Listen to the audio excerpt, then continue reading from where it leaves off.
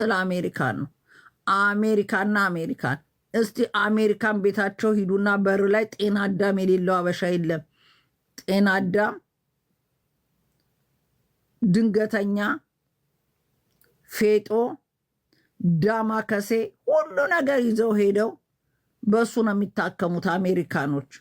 ሳቢ ጥርሳቸው ከታመሙ መጀመሪያ በጨው ነው የሚይዙት። ጨው ይዘው እየተጉመጠመጡ እንደው እግዚአብሔር እባክህን እባክህን ላሉ በጨው ይዙታል። ጨው ካላሻላቸው ስራ ግዴታ መቅረት ስለማይችሉ አረቄ፣ የአስመራ አረቄ አይጠፋም አሜሪካኖች ቤት። በአረቄ ያዘው ይባባላሉ።